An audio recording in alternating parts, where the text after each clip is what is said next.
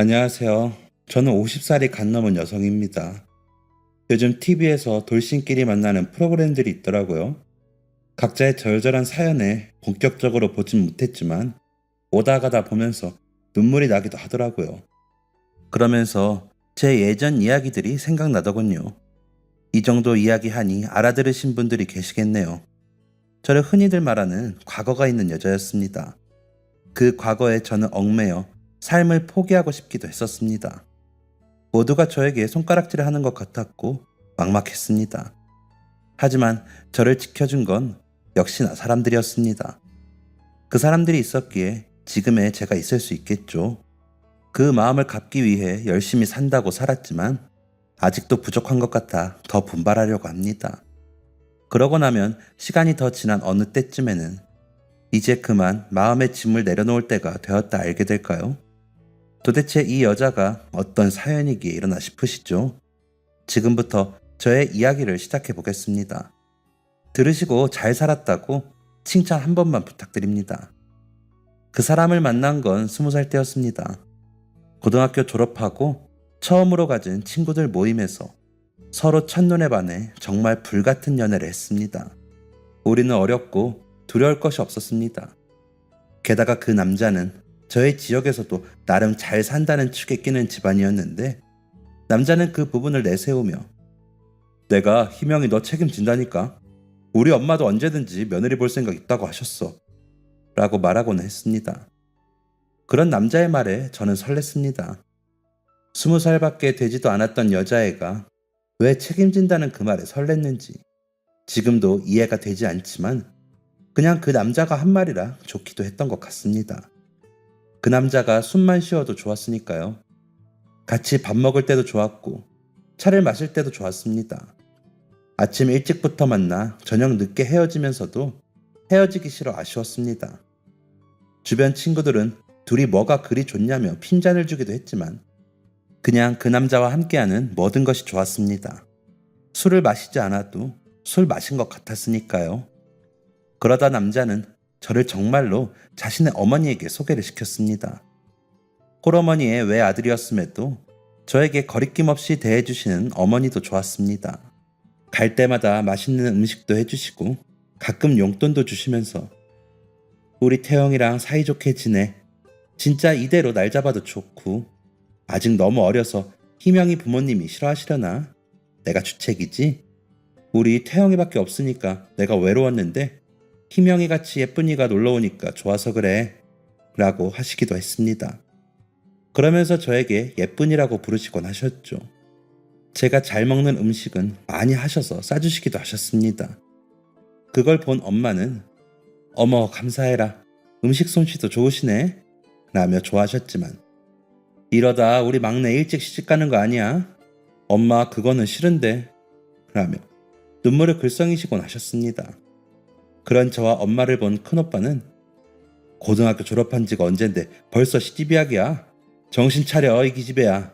학교나 잘 다닐 것이지 까불기는 이라며 면박을 주곤 했습니다. 어릴 적부터 큰오빠는 제가 조금이라도 어긋나게 행동하면 엄청 엄하게 단속을 했던 터라 큰오빠의 그런 모습에 그저 입만 삐죽거릴 뿐이었습니다.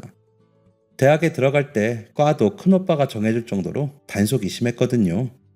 무서울 때도 많았고 짜증날 때도 많았지만 나이 차이가 12살이나 났고 오빠는 그때 벌써 결혼을 한 상태였던지라 저에게는 엄청 어른처럼 느껴져 함부로 대들지도 못했습니다. 큰오빠 말고도 오빠가 둘이나 더 있지만 다른 오빠들은 저에게 관심도 크게 있지 않을 뿐더러 무섭게도 안 했기에 그저 큰 오빠만 잘 피해 다니면 될 일이기도 했습니다. 어차피 오빠는 분가해 가끔만 집에 오니까요. 그러지 않았으면 그 남자와 연애하는 일도 굉장히 어려웠을 겁니다. 나이가 많으신 부모님은 어릴 적부터 제가 뭘 하든지 다 좋다고 하셨던지라 제 연애에도 그저 여유 있게 바라보셨습니다. 그래서 저는 걱정이 없었던 것 같습니다. 한마디로 철이 없었던 거죠. 세상 무서운 줄 모르고 말이죠.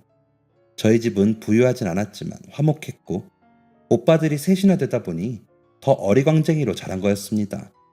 하지만 저는 20살이 되었으니 어른이고 다 제가 결정할 수 있는 거라고 건방진 생각을 했습니다. 주변 어른들도 그 남자와 저의 만남을 지지해 주시니 거리낄 것이 없었습니다. 그래서인지 저희는 과감한 연애를 했습니다. 과감한 연애의 결실은 참으로 가혹한 줄도 모르고 그랬습니다. 2학기 중간고사를 끝내고 남자의 어머님이 그동안 고생했다며 밥 먹으러 오라고 하셨다는 말을 전하는 그 남자를 따라 남자의 집으로 갔습니다. 시험 공부하느라 서로 바빠 얼굴을 자주 보지 못했던 터라 둘만 있고 싶었지만 어머님의 성의를 무시할 수 없어 갔습니다. 그런데 그날따라 어지럼증도 심하고 속도 안 좋아 가면서도 태영아, 나 그동안 너무 힘들었나 봐. 유난히 힘들더라. 그래서 그런지 나 오늘 컨디션이 너무 안 좋아. 어머니한테 얘기 좀 잘해줘. 나 이상하게 보시면 어떻게 해? 라고 미리 말해야 할 정도였습니다. 그런 저에게 가서 밥만 먹고 내 방에서 좀 누워 자.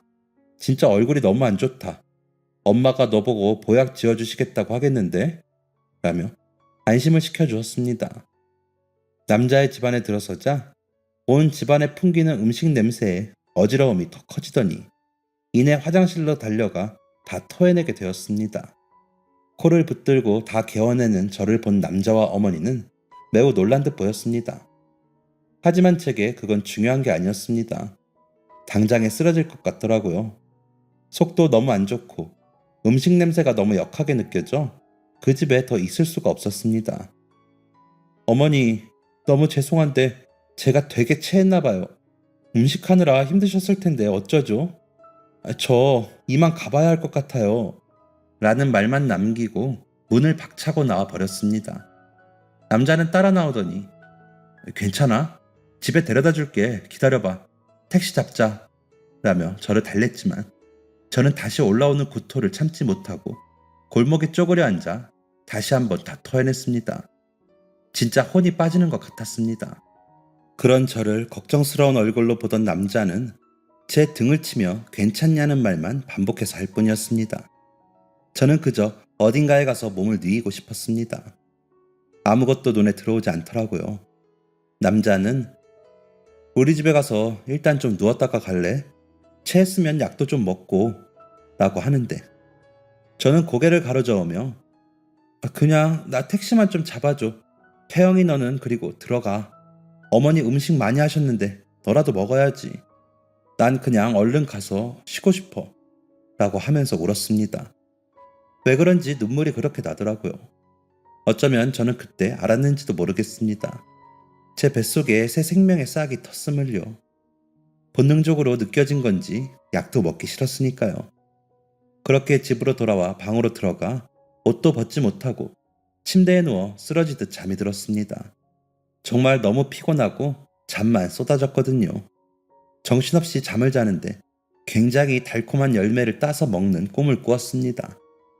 보랏빛 길쭉한 포도송이 같은 그 열매가 갑자기 반짝반짝거리더니 보석으로 변하는 걸 제가 잔뜩 따서 품에 안는 꿈이었습니다. 꿈이었지만 그 달콤함과 싱싱한 감촉이 생생했고 보석으로 변한 열매가 너무 예뻐서 귀하게 품에 안은 것이 진짜 같았습니다. 일어나 그 느낌이 사라지는 게 아쉬워 눈물이 날 정도였으니까요. 다시 한번 느껴보고 싶을 정도로 좋았거든요. 아침에 일어난 저를 본 엄마는 어제 많이 아팠어? 태영이 전화해서 걱정하더라. 놀란 것 같던데? 라고 하시는데 그제야 그 남자에게 연락을 해줘야겠다고 생각했습니다. 하지만 불안한 마음에 바로 연락을 할 수가 없었습니다. 확실히 해두는 게 좋을 것 같아 학교 앞 약국에서 임신 테스트기를 구입해 수업에 들어가기 전에 화장실로 향했습니다.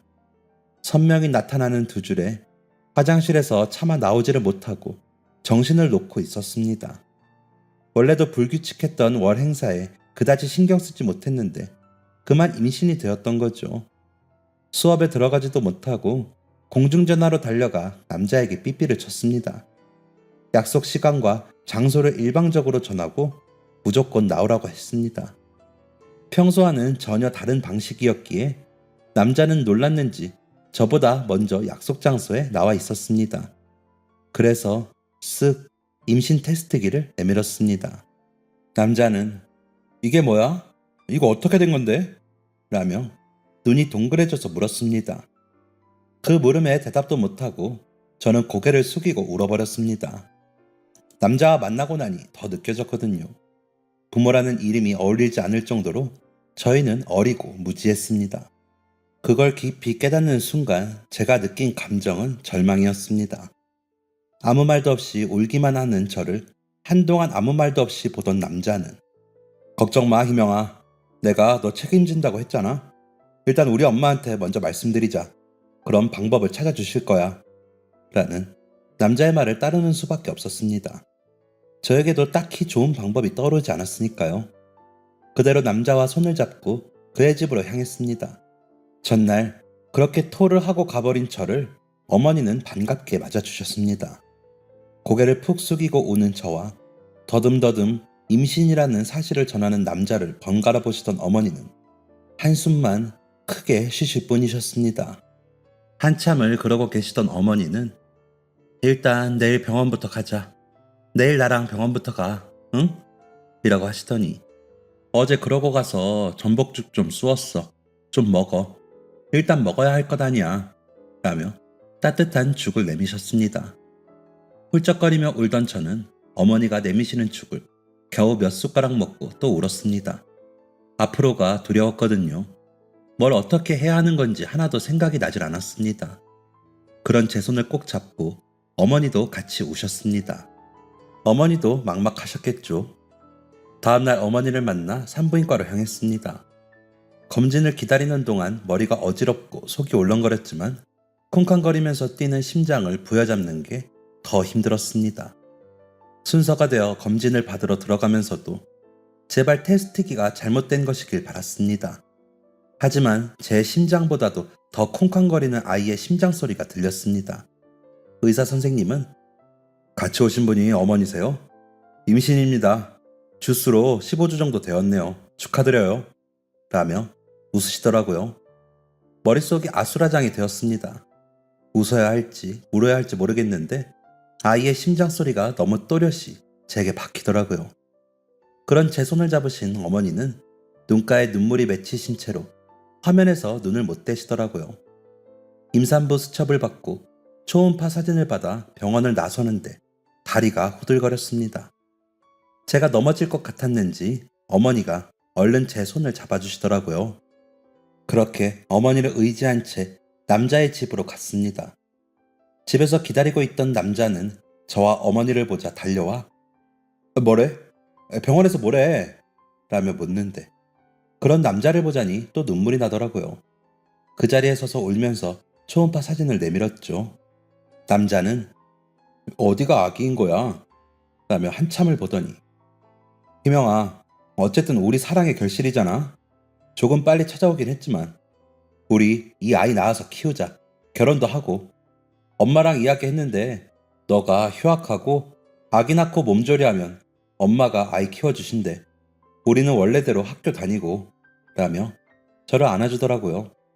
엉엉 울어 머리가 울려 아프면서도 남자가 하는 말에 안심이 됐습니다. 아이를 낳아 기를 수 있는 방법이 있다는 말에 마음이 놓였는지도 모르겠습니다. 그래서 고개를 끄덕이며 울었습니다. 그런 저희를 본 어머니는 그래, 내가 할머니니까 해야지. 어쩌겠니? 일단 부모님께 말씀드리고 한번 뵙자고 해. 라고 하시더라고요. 그렇게 집에 들어갔는데 큰오빠가 집에 와 있더라고요. 대뜸 저를 보더니 너 일찍 안 다닐래? 언제까지 그렇게 철이 없을래? 세상 무서운 줄 모르고 라고 인상을 쓰더라고요. 그런 오빠가 무서워 방으로 도망가면서 내가 애인가? 오빠는 괜히 라며 말대꾸를 하고는 문을 닫았습니다. 남자와 어머니에게는 집에 말하기로 약속하고 왔는데 큰오빠 때문에 도저히 그날 말을 못하겠더라고요. 그렇게 눈치만 보다 시간은 흘렀습니다. 점점 살이 찌고 배가 나오는데 그걸 감추고 학교 생활을 하자니 힘들긴 했지만 아이가 있다는 생각에 버틸 수 있었습니다. 어떤 아이일까 생각하면 웃음이 났습니다. 남자는 그런 채 마음을 헤아리기라도 하는 듯이 저를 위해 배려하느라 바빴습니다. 부모님께 임신 사실을 말하지 못하는 저를 좀 답답해하긴 했지만 기다릴 수 있다며 말해주곤 했죠. 병원에서는 24주가 넘자 이리저리 검사할 게 많다며 다음 검진 때도 아빠랑 꼭 같이 오라고 당부하셨습니다. 검진을 받고 나오며 이제는 정말 부모님께 말해야 한다고 다짐을 하고는 집으로 돌아왔습니다. 일부러 묶어놓았던 복대도 하지 않고 집으로 들어갔습니다. TV를 보시던 엄마와 아빠는 저를 보시더니 눈이 동그래지시더니 너 배가 왜? 라며 물으시더라고요. 아무 대답도 못하고 울면서 서 있는 저를 거실에 앉히시더니 너 설마? 라며 채근하셨습니다. 산모 수첩을 꺼내는 저를 보신 엄마는 이놈의 계집애가 정말? 이라며 제 어깨를 마구 때리셨습니다. 저는 배를 감싸 안고 울기만 했죠. 아빠는 한참을 망연자실해 계시더니 그놈한테 연락해서 오라고 해. 뭐라고 하는지 드러나 보자. 라고 하시더니 방으로 들어가셨습니다. 엄마는 태영이 집에서도 아니? 도대체 이렇게 될 때까지 왜 말을 안 했어? 너 이러고 학교를 다닌 거야? 라며 물으시기에 이번 학기 끝내고 휴학할 거야. 아이 낳으면 어머니가 키워주신댔어. 라며 울었습니다. 그러자 아이고 퍽도 너 나이가 몇 살인데 애를 낳아 이 등신아 라며 가슴을 치시더라고요. 엄마의 그런 반응을 예상하긴 했지만 그래도 서운했습니다. 왜 남자의 어머니처럼 우리 둘 사이의 결실인 이 아이를 받아들여주지 않는지 원망스럽기도 했고요. 어떻게든 아이를 지켜야 한다는 생각에 배를 감싸 안고 엄마로부터 지키려고 애를 썼습니다. 오빠들은 다행인지 늦게 들어와 그 난리를 보진 못했습니다. 그렇게 한바탕 난리가 난 집은 밤이 늦어져서야 잠잠해졌습니다. 일단 집에 말씀은 드렸지만 이제 남자가 집으로 찾아오고 부모님들을 만나게 하는 순서가 남았었습니다. 이렇게 시집을 가게 되는 게 부모님께 죄송했지만 사랑의 책임이라 생각했습니다. 이런 방법이 최선이라고 생각했습니다. 다음날 아침 남자에게 전화를 걸었지만 받지 않더군요. 남자 방에 전화가 따로 놓여 있어 그 시간에는 전화를 받는데 받지 않더라고요. 부모님께 인사를 시켜야 했으므로 마음이 급해 어머님이 계시는 거실 전화로도 전화를 해봤지만 전화를 받지 않았습니다. 무슨 일이 있나 싶었지만 통화가 안 되니 제 마음만 타들어갈 뿐이었습니다. 일단 학교에 가서 휴학계를 내기로 한 날이라 학교를 향했습니다. 휴학계를 내고 학교 공중전화에서 남자에게 다시 전화를 해봤지만 받지 않았습니다. 어머니에게도 연락해봤지만 통화가 안 됐습니다. 남자의 집으로 가기 위해 택시를 탔습니다. 남자의 집 앞에 내려 벨을 눌렀지만 아무도 나오지 않았습니다. 그쯤 되니 무슨 일이 생긴 건가 싶어 걱정이 되었습니다. 그렇게 남자의 집 앞에서 발을 동동거리고 있는데 남자가 피곤한 얼굴로 나타났습니다. 왔어? 엄마 여행 가셔서 안 계시는데 라며 웃더군요. 그래서 어디 갔다가 와? 연락이 안 돼서 놀랐잖아 라며 인상을 썼더니 친구들하고 술 좀 마셨어. 요즘 일이 많았잖아. 스트레스 좀 풀려고 라며 답하더군요. 그 말을 듣는 순간 너무 섭섭했습니다. 우리 집은 난리가 났고 우리 부모님은 잠도 못 주무시고 나는 휴학계를 내고 왔는데 책임지겠다던 사람들은 술을 마시고 여행을 가다니요. 집에 이야기했어. 아빠가 와서 이야기하라셔. 그러고 나서 부모님 만나는 자리 만들어야 할 거 아니야. 나 오늘 휴학계도 내고 왔어. 라며 더 인상을 쓰며 말했습니다. 그러자 남자는 갑자기 정색을 하더니 근데 왜 인상을 쓰고 이야기하냐? 너 임신한 게 내 책임만 있냐? 내가 너를 억지로 그런 것도 아니고 책임진다고 했잖아. 너만 힘들어? 나도 힘들어. 이 나이에 애 아빠가 되게 생겼는데 나라고 뭐 룰루랄라 좋겠어? 일단 집에 가서 기다려. 내가 연락할게. 엄마 여행 끝내고 오시면 갈 테니까 기다려. 라며 화를 내더니 집으로 들어가 버렸습니다. 길거리에 버려진 것 같은 기분이 들어 남자를 따라 들어갈까 싶었지만 남자는 벨을 눌러도 문을 열어주지 않았습니다. 갑자기 세상이 더 깜깜하게 느껴졌습니다. 남자의 태도가 그동안과 너무나 달라졌기에 불안하고 무서워졌습니다. 그리고 한 달 동안 남자는 연락이 힘들었습니다. 겨우 통화가 되어 검진받으러 병원 앞으로 오기로 약속을 했음에도 나타나지 않았습니다. 어머니도 내가 요즘 큰일 앞두고 정신이 없네. 주변 사람들에게도 내가 은근 귀띔을 하려면 이리저리 만날 사람도 많고 부모님 뵙는 거는 일단 내가 다시 연락할 때까지 기다려. 응? 이라며 황급히 전화를 끊기 일쑤였습니다. 배는 점점 불러오고 남자는 나타나지 않자 저희 집에서는 더 난리가 났습니다. 엄마는 도대체 그놈이랑 연락은 되는 거니? 왜 안 와? 아니면 내가 그 집으로 갈까? 너희 오빠들도 다 알게 생겼어. 어쩔 거야? 너희 둘째 오빠는 여자 데리고 온다는데 너 배는 점점 더 불러오는데 그놈은 언제 나타나니? 응? 이라며 채근을 하셨습니다. 너무 무서웠습니다. 배는 더 이상 감출 수 없을 만큼 나와 큰오빠가 올 때면 방에 숨어서 나가지도 못했습니다. 밖에 외출도 겨우 해야 할 판이었습니다. 20살의 어린 딸이 결혼도 안 하고 임신을 했다는 걸 누가 알기라도 할까봐 부모님은 전전긍긍 하셨으니까요. 저도 창피해 친구들도 만나지 못했습니다. 남자와는 점점 더 통화도 힘들었습니다.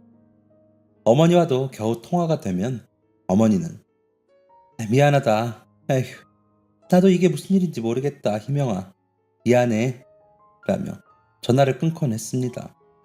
어떤 날은 무슨 말을 하려다가 멈칫거리더니 옆에서 남자가 뭐야 끊어 라면서 강제로 전화를 끊어버리기도 했습니다. 그런 일들이 계속 반복되니 알겠더라고요. 저는 남자에게 버림받은 것이었습니다. 달콤한 말로 저를 꿰어내고 이렇게 임신까지 하게 만들어 놓고 저를 버린 것이었습니다. 다 책임지고 아이를 키우게 해주겠다던 그 사람의 엄마도 마찬가지라고 생각하니 소름이 끼쳤습니다. 그런 생각이 들고 나니 그냥 앉아서 그 남자의 연락을 기다리고만 있을 수가 없었습니다. 남자와 그의 어머니를 만나야 했습니다. 새벽에 일찍 남자의 집으로 가 벨을 눌렀습니다. 진짜 몇십 번을 눌렀던 것 같습니다. 그 남자의 어머니가 나오더니 희명아, 너가 답답한 거 내가 왜 모르겠니? 그런데 사람 인연은 억지로 잊지 못하는 거야. 이거 가지고 가서 아이 낳고 아이는 입양을 보내든지 해라. 너도 너 인생이 있는데 미련하게 아이 키운다고 고생하지 말고 아니면 내가 알아봐 줄까? 너희 부모님께는 죄송한데 너희 부모님도 너가 저지른 일에 약간 책임지셔야지. 우리 그렇게 마무리하자. 태영이가 도저히 안 되겠나 봐. 그걸 내가 억지로 잡아 끈다고 될 일도 아니고 라면서 대문 안으로 들어가려 했습니다. 그런 어머니를 붙들고 어머니, 태영이 한 번만 만나게 해주세요. 어머니 제 배 좀 보세요. 아들이래요. 어머니도 아들 원하셨잖아요. 어머니 왜 이러세요? 이제 와서 애를 어떻게 해요?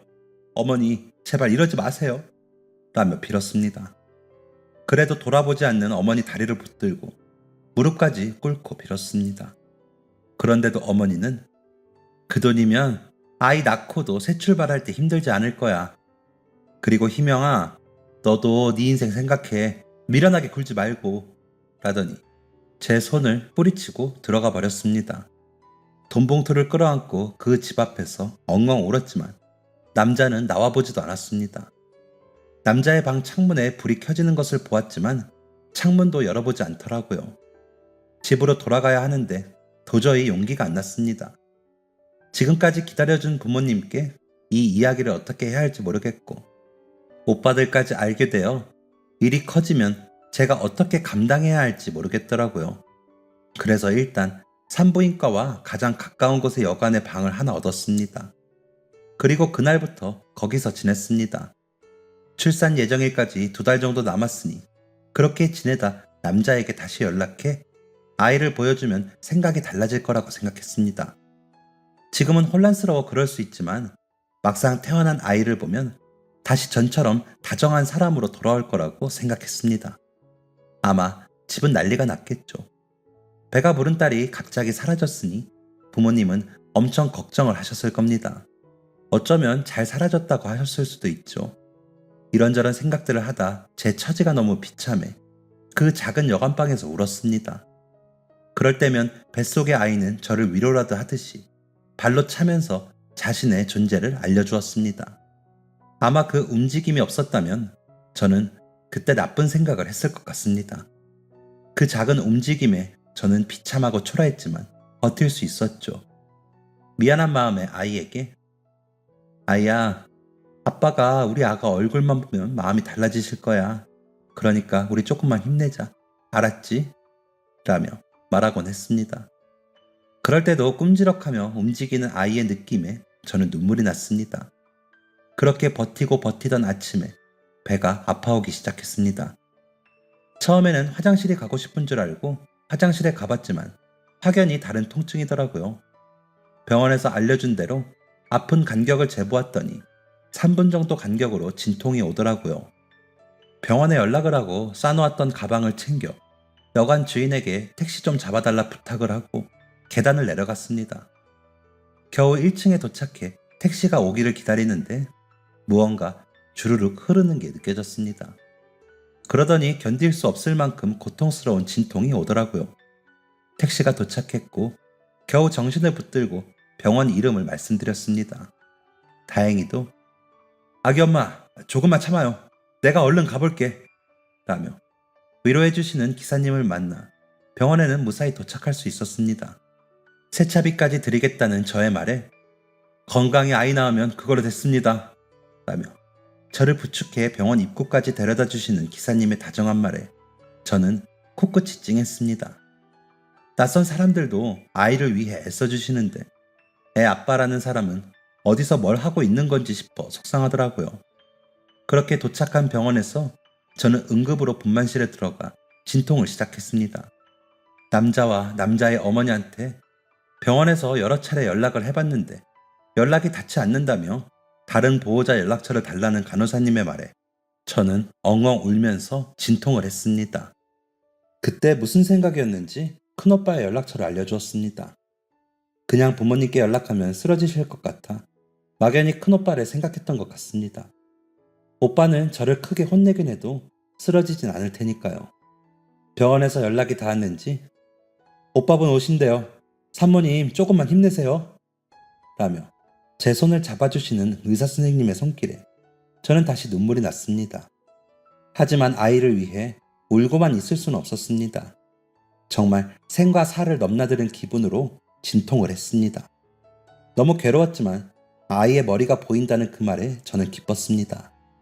아이가 태어나면 다 해결될 것이라고 생각했으니까요. 병원에서 연락을 했으니 늦게라도 남자가 어머니의 손을 잡고 나타나 그동안 미안했으니 아이와 함께 집으로 가자고 할 것이라고 생각했으니까요.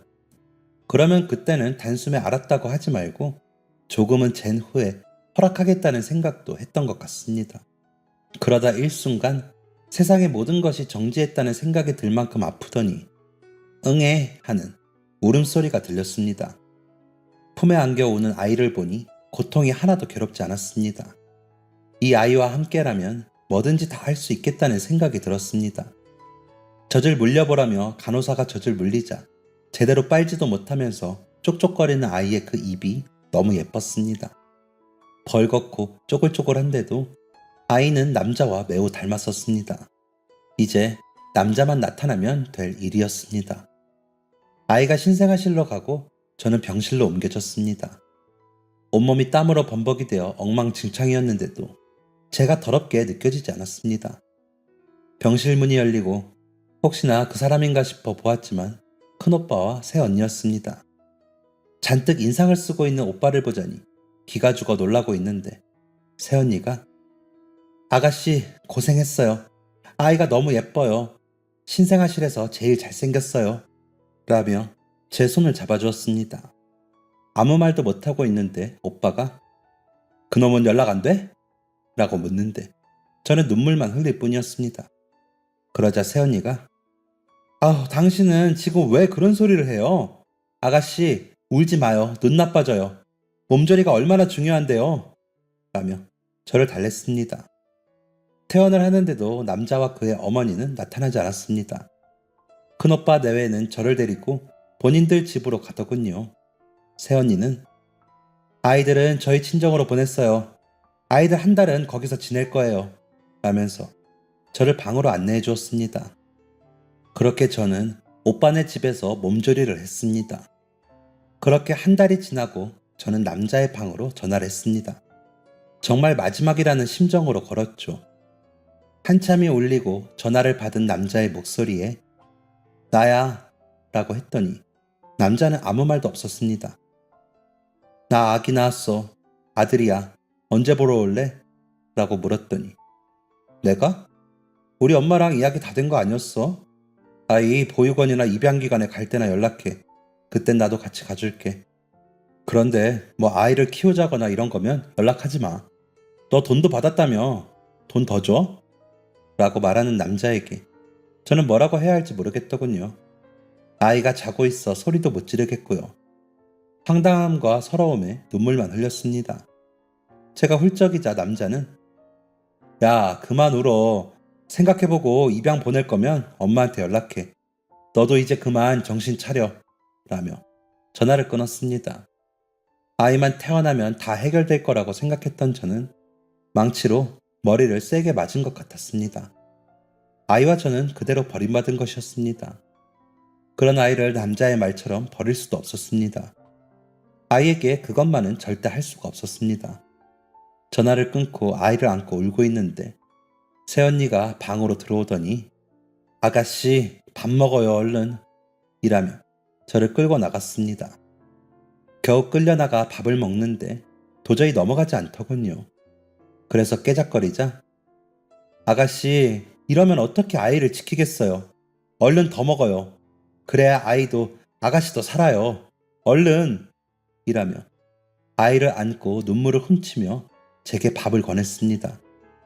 그리고 그날 저녁 퇴근하고 돌아온 오빠는 새언니와 저를 거실에 앉히더니 김영아 잘 들어. 너희 새언니랑 부모님이랑 이야기해봤는데 아이 놓고 너는 집으로 가. 가서 복학도 하고 너 할 일 해. 라고 하는 겁니다.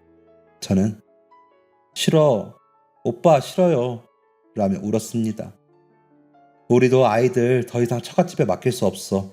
데리고 와야 해. 애들 보기 전에 너는 가.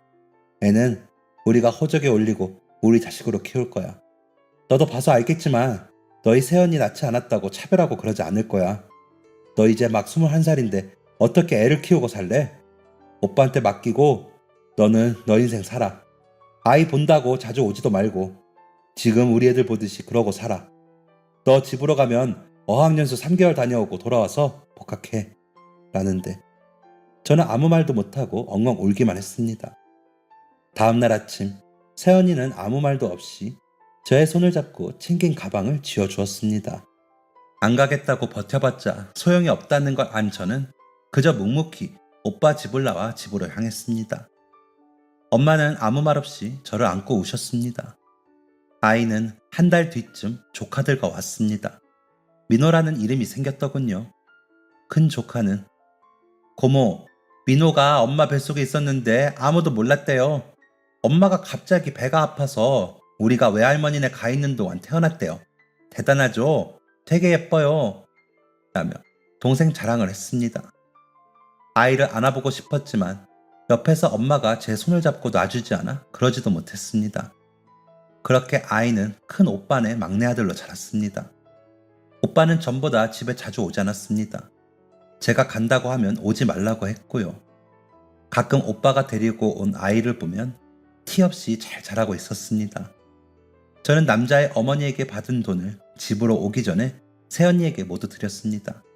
하지만 새언니는 아가씨, 자식 키우는 사람이 남의 돈을 왜 받아요? 이걸로 아가씨 어학연수나 다녀와요. 내 자식은 내가 키워요. 라고 했을 때 저는 알았습니다. 오빠와 언니가 누구보다 아이를 잘 기를 거라는 걸요. 하지만 또 저는 저대로 아이에게 해주고 싶은 마음을 표현하고 싶어 조카들 선물까지 함께 보내고는 했습니다.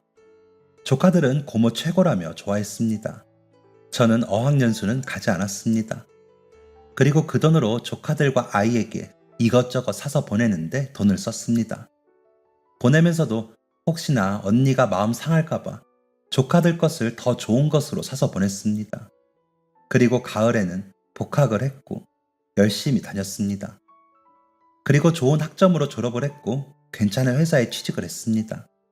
엄마는 간간히 선짜리 이야기를 하셨지만 엄마 그거 사기야 라는 제 말에 아무 소리 못하시고 포기하시곤 했습니다. 저는 그냥 아이가 자라는 것을 지켜보며 살기로 결심했던 터라 엄마가 결혼 이야기를 꺼내실 때마다 단호하게 말하곤 했습니다. 아이는 무럭무럭 컸습니다. 웃을 때 남자의 얼굴이 보여 볼 때마다 마음이 아팠지만 엄마 껌딱지인 아이는 제게 잘 오지도 않고 새언니만 따라다녔습니다. 조카들이 고모, 민호가 엄마를 다 가져가서 우리는 엄마랑 잘 앉지도 못해요 라며 푸념을 할 정도로 아이는 오빠와 새언니에게 사랑을 듬뿍 받고 자랐습니다. 그래서 안심이 되고 아이가 자라는 것을 볼 수 있어 좋았지만 그래서 더 쓸쓸하고 시렸습니다. 한 번이라도 아이에게 엄마 소리를 듣고 싶었고 한 번이라도 제 품에 꼭 안고 잠이 들고 싶었거든요. 하지만 제 아이임에도 모두의 눈치를 보느라 안아주지도 이름을 잘 부르지도 못했습니다. 아이에게는 그저 선물 잘 사주고 용돈 잘 주는 고모일 뿐이었죠. 그것만으로도 저는 만족하며 그저 아이를 바라보았습니다. 주변에서는 그런 저의 사정을 모르니 수녀가 될 거냐, 눈이 높냐, 골드 미스다 라며 그저 일밖에 모르는 여자로 여겼습니다. 30대 후반이 되어서는 그런 시선들이 더 심해졌죠. 아이가 고등학생이 되고 저는 아이 학원비라도 보태고 싶어 오빠에게 말을 꺼냈다가 내 새끼 내 형편대로 키운다. 너는 그저 좋은 고모 노릇이나 해. 오지랖 부리지 말고 라며 혼만났습니다. 둘째 오빠와 셋째 오빠네 조카들에게도 다 해준다고 했는데도 큰오빠는 그럼 걔들이나 해줘. 우리 애들은 내가 알아서 해 라며 딱 잘라 말았는데 너무 섭섭했습니다.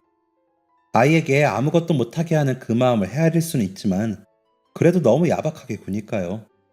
오빠에게 그렇게 거절을 당하고 속상한 마음에 집 앞에 있는 작은 호프집에 가 안주도 없이 소주를 마시고 있는데 누군가 아는 척을 하더라고요. 돌아보니 일 때문에 만난 협력사 과장님이었습니다. 아, 희명 팀장님, 집이 이 근처세요? 이렇게 뵈니까 또 반갑네요. 라는데 대충 인사를 하고 혼자 시간을 보내려는데 혼자 드시게요? 저도 혼자 왔는데 같이 드실래요? 라며 말을 더 이어가더군요. 그래서 혼자 좀 생각할 게 있어서요. 죄송합니다. 불편하시면 제가 자리를 피해드릴까요? 라고 말을 하자 그쪽에서 아, 네, 죄송합니다. 제가 눈치가 없었네요. 라더니 계산을 하고 나가더라고요. 그래서 마저 마시던 소주를 마시고 계산을 하려는데 아까 인사하신 손님이 계산 다 하셨어요. 라고 하기에 놀라 따라 나와보니 안 계시더라고요. 그러다 일하면서 만나게 돼 술값 이야기를 했더니 아유, 저희 잘 봐달라고 로비한 겁니다. 라며 웃고 마시더라고요. 근데 그 서글서글함이 편하게 다가왔습니다. 몇 년 전 교통사고로 사별하신 분이라 너무 안타깝다는 다른 직원들의 이야기를 들은 후라 그런지 마음이 쓰이더라고요. 그래서 술값을 갚겠다고 했습니다. 그날 이후 우리는 종종 소주 한잔하는 사이가 되었습니다. 처음엔 일 이야기만 나누었는데 점점 속의 이야기도 나누게 되더군요. 과장님은 아직도 아침에 일어나면 인기척이 없는 게 이상해요. 그 사람이 참 부지런해서 아침 준비를 열심히 해줬었거든요. 저녁도 마찬가지고요. 그렇게 지낸 게 1년도 채 되지 않는데도 아직도 그래요. 그래서 일부러 나와서 술을 마셔요. 집에 있는 게 너무 허전해서요. 라며 쓸쓸히 웃었는데 그 모습이 참 마음 아팠습니다. 그래서 다른 이야기를 해볼까 하다가 제 이야기를 시작했습니다. 한참을 아무 말도 없이 제 이야기만 듣던 과장님은 그래도 팀장님은 아이도 있고 잘하는 걸 볼 수 있었잖아요. 부럽네요. 저는 아이 얼굴도 못 봤어요. 심장 소리만 겨우 들었거든요. 라더니 고개를 숙이고 울기 시작했습니다. 그러더니 팀장님, 우리 서로 비밀 하나씩 안 거예요. 아무한테도 말하지 않기로 약속해요. 라면서 새끼손가락을 내밀더라고요. 얼결에 그 손가락에 제 손가락을 걸었습니다. 그리고 저는 과장님과 만남을 시작했습니다. 누가 먼저 사귀자고 하진 않았지만 보통의 연인들의 데이트를 하고 있더라고요. 과장님은 배려가 많은 사람이었습니다. 다정하고 제 입장을 잘 헤아려주는 모습이 보였습니다. 이 사람이라면 결혼을 해도 나쁘지 않겠다는 생각을 하게 되었습니다. 과장님도 제 생각과 같았는지 나 이사를 좀 하려고 해요. 그런데 그 사람 짐은 버리지를 못할 것 같아요. 잘 싸서 보관만 해도 괜찮을까요?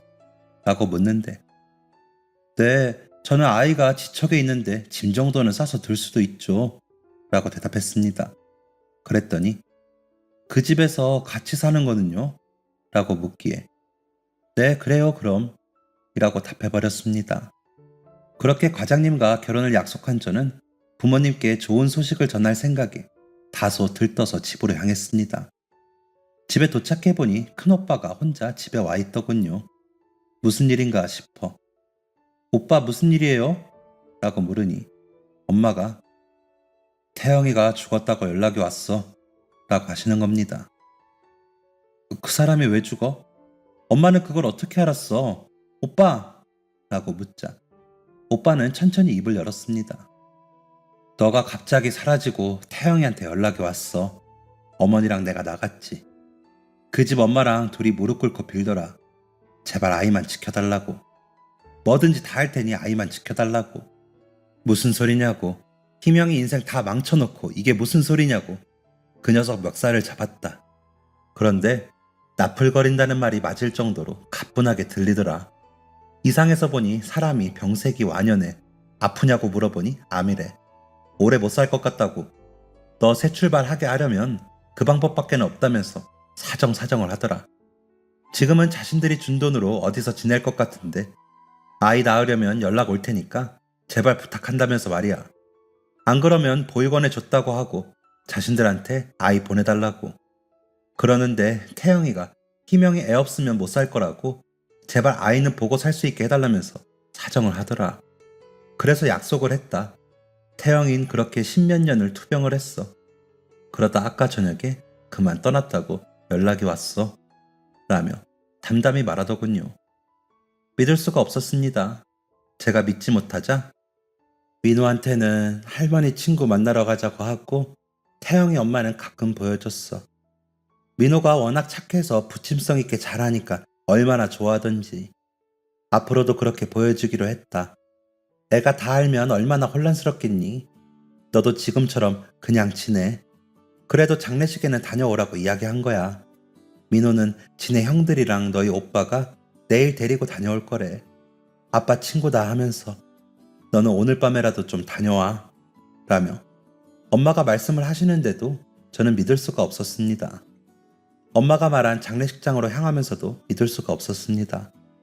장례식장에 도착해 진태형이라는 이름이 적힌 편말을 보면서도 믿을 수가 없었습니다. 신발을 벗고 그 사람 영정 사진을 보고 어머니를 보면서 안기는데도 믿을 수가 없었습니다. 그 오랜 시간 혼자 아파하며 저에게는 나쁜 사람을 자초하다가 이렇게 떠난 게 그 사람이라는 사실을 믿고 싶지 않았습니다. 그런 줄도 모르고 제일 아픈 줄 알았던 제가 너무 바보 같았습니다. 저는 아이를 보면서 살았는데 그 사람은 그러지 못했으니까요. 아이가 태어나면서 어떻게 해주자던 그 사람의 말들이 떠올랐습니다. 놀이동산도 자주 가주고 싶다고 했었고 텐트 가지고 무작정 여행도 가고 싶다고 했었고 아이가 맞고 오면 다 무찔러 주겠다고 말하며 천진하게 웃던 그 사람의 모습이 떠올라 너무 괴로웠습니다. 어머니는 많이 늙고 수척해지셔서 처음엔 몰라볼 정도였습니다. 마르고 거칠어진 손으로 제 손을 잡으면서 희명아, 태영이가 많이 미안해했어. 너한테 너무 못되게 이야기해서 미안하다고. 나도 미안하다. 진심이 아니었어도 많이 아프게 해서 미안해. 라며 우셨습니다. 벌써 10수년이 지나 아이가 고등학생이 되었는데도 마치 어제 일인 것처럼 느껴지는 그 일이 거짓이라는 걸 이제야 알아서 속상했습니다. 그저 어안이 벙벙할 뿐이었죠. 그렇게 장례식장을 3일 동안 지켰습니다. 그래야 할 것 같아서요. 오빠는 아이들을 데리고 와서 인사를 하고는 갔습니다. 민호는 그런 자리가 어색하고 이상했는지 두리번거리다 갔습니다. 아이가 가고 나서 어머님은 아이가 참 착하게 잘 자랐더라. 희명이 가족분들이 너무 고생하셨지. 미안하다. 우리가 너무 미안해. 라며 그 사람이 저에게 모질게 하던 그 첫 번째 날에 대해 이야기를 꺼내셨습니다. 그때 있잖아. 너가 부모님께 이야기하고 온 날, 그 전날 저녁에 우리가 응급실에 갔다 왔어. 태영이가 쓰러졌거든.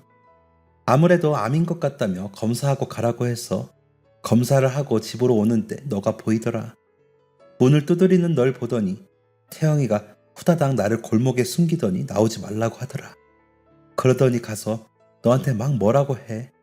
그러더니 너가 울면서 집으로 가는데 나를 다시 데리러 나와서는 태영이가 막 울면서 엄마, 희명이 너무 불쌍해. 어떻게 해? 그러더라고.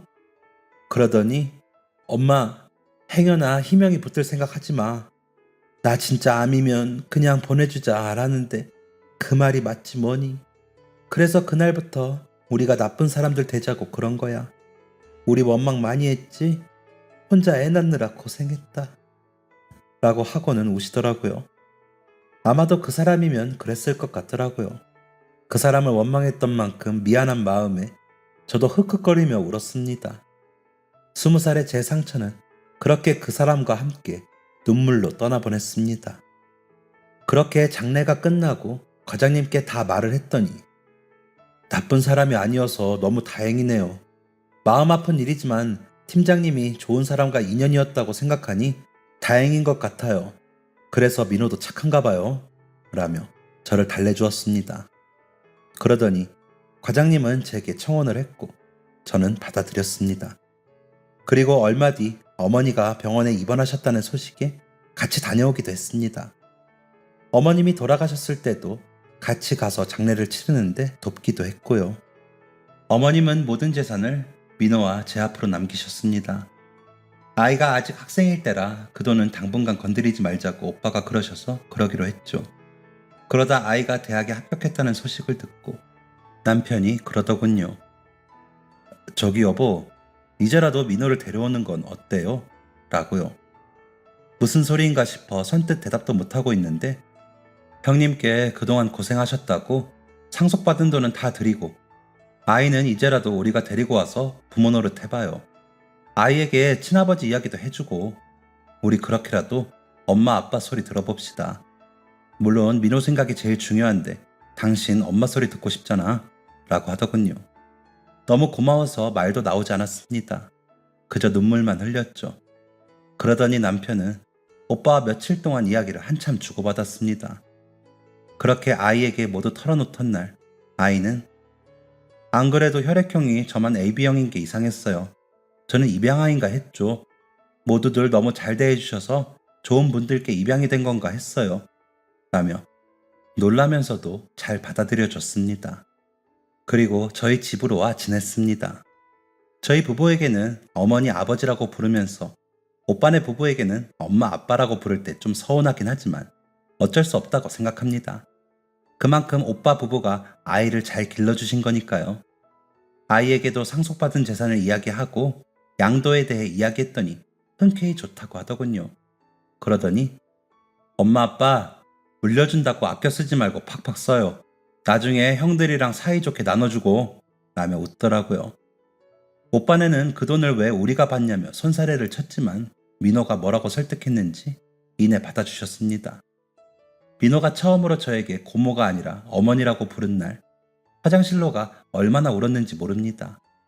민호가 어느덧 30살이 넘어 얼마 전 결혼하고 싶다며 아가씨를 데리고 왔습니다. 오빠네에도 인사를 간다며 다녀왔더라고요. 남편은 아이가 진짜 너무 착하다며 저런 아이 아버지라서 감사하다고 하더라고요. 저 역시 같은 생각입니다. 고마운 아이이죠. 그 사람에게 저런 아이를 남겨주어 감사하다고 하곤 합니다. 가끔 어머니와 나란히 모셔놓은 납골당에 다녀오거든요. 제가 남편의 전처 제사를 지내주니 본인도 그렇게 하자고 하지만 제가 그렇게는 못하겠더라고요.